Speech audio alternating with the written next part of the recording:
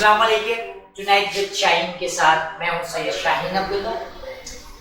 کراچی مظلوموں کا محکوموں کا شہر کراچی. کچھ تاریخی حوالوں سے میں کراچی کے حوالے سے بات کروں گا. کچھ لوگ کہتے ہیں اس کا سابقہ نام 700 سال سے کولاچی تھا. کچھ تاریخ دان کہتے ہیں کہ جی اس کا نام کوروچی تھا. بہرحال میں ماضی کے اوراق کو پلٹتے ہوئے حال میں رہوں گا اور ماضی سے صرف ہم نے سیکھنا ہے, ہم نے جاننا ہے کہ کراچی بیسیکلی کیا تھا.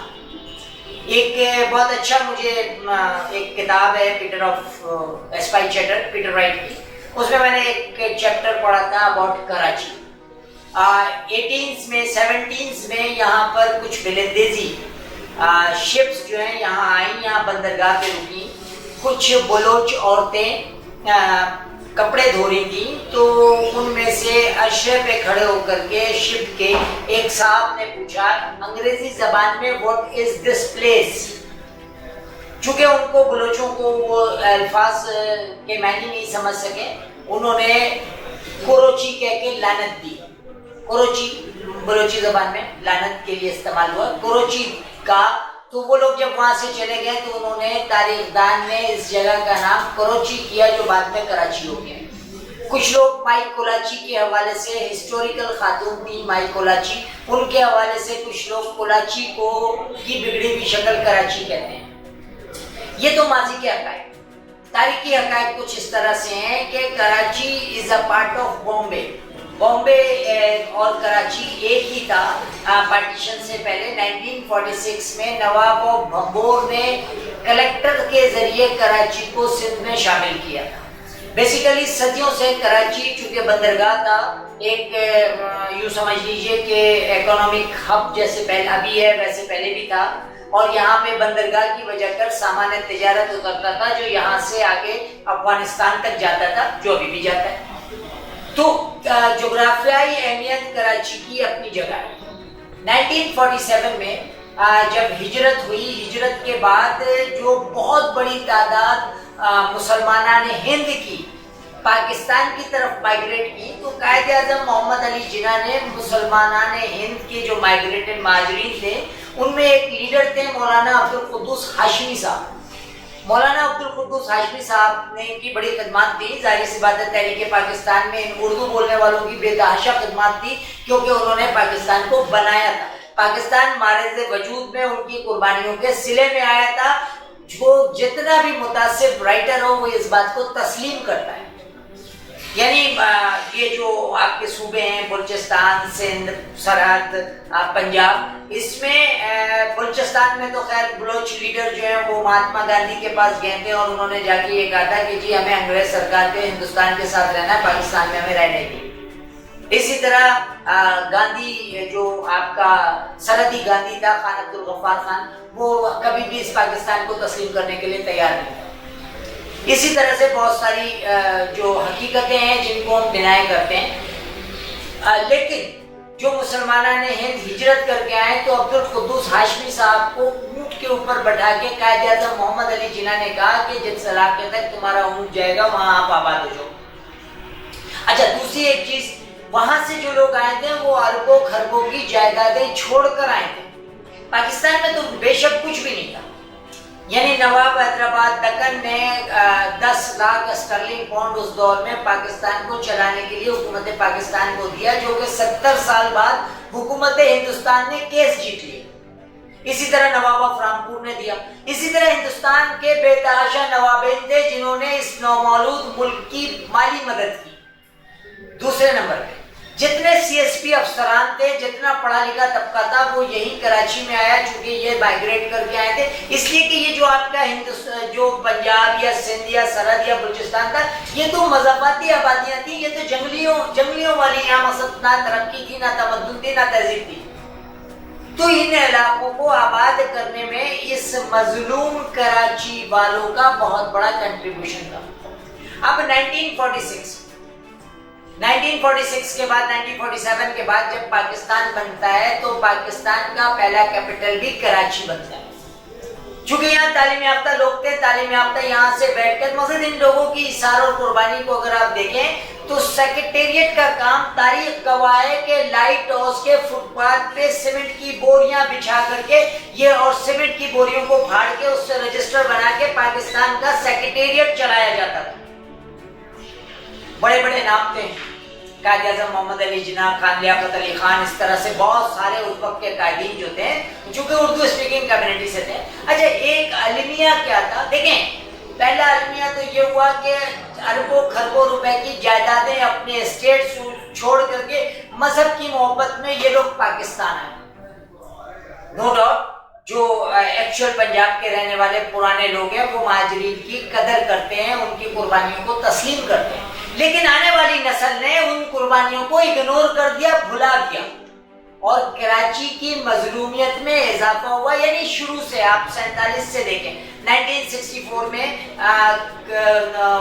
ایوب خان، جنرل ایوب خان نے کراچی سے کیپٹل اٹھا کر کے اسلام آباد شفٹ کر دیا.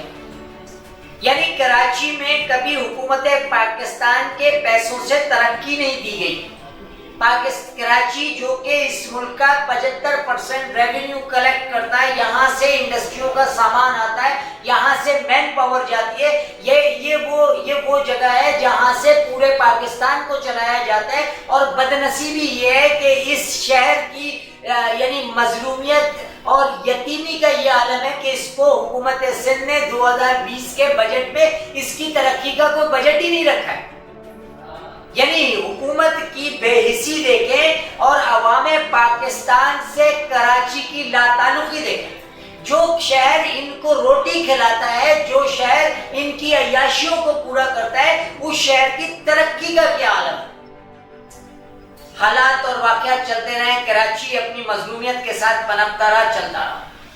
پہلے شیعہ سنی کے نام پر اس شہر کو ڈیوائیڈ کیا گیا، پھر اردو پنجابی، اردو پٹھان کے نام پہ اس شہر کو ڈیوائیڈ کیا گیا. پھر اس شہر میں ایک مخصوص کمیونٹی اردو کو حکومت دی گئی، جہاں مصطفیٰ کمال نے نو ڈاؤٹ ترقی کی. نو ڈاؤٹ کراچی کو اس دور میں مصطفیٰ کمال صاحب نے ترقی دی، اور کراچی پرویز مشرف کے دور میں ایک امن پرسکون اور ایک ترقی یافتہ شہر بنا. نعمت اللہ ایڈوکیٹ نے اس کی پلاننگ کی تھی، امپلیمنٹ اس کو مصطفیٰ کمال نے دی.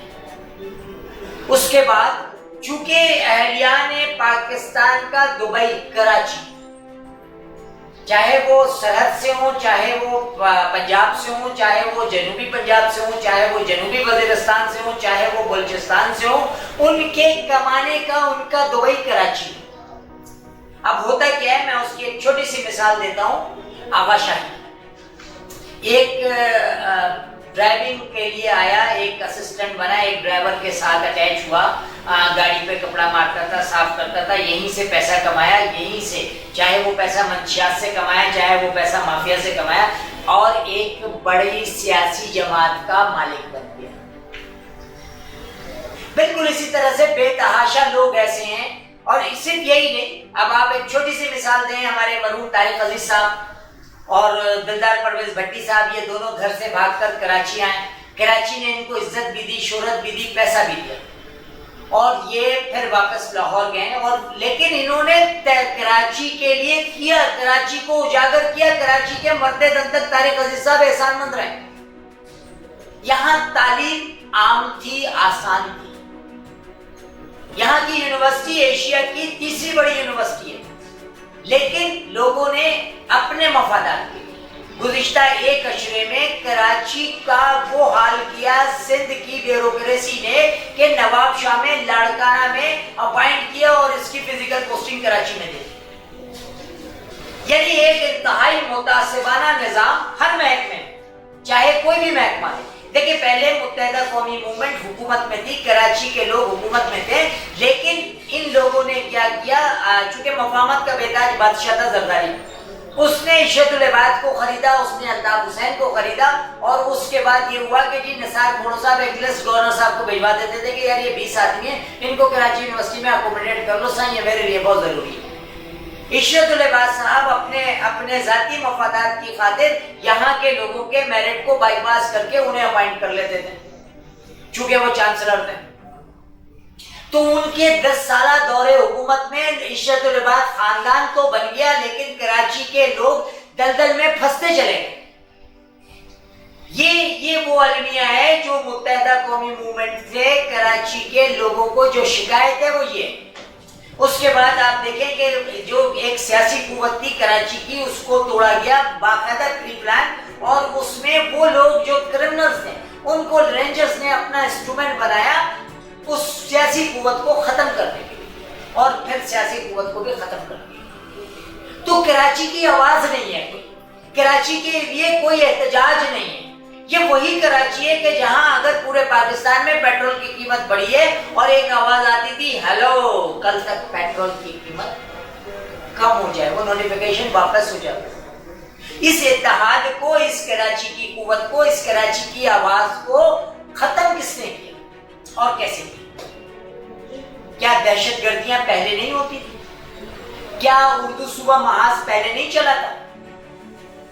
اردو صوبہ محاذ پہلے بھی چلا تھا۔ اردو بولنے والوں کے لیے پہلے بھی بہت سارے لیڈر ہیں، جو شیر کراچی سید سعید حسن، رکن الدین، زاہد حسین، یہ وہ لوگ تھے جنہوں نے اردو کے حوالے سے بہت کچھ باتیں کی اور اردو صوبے کے حوالے سے بات کی۔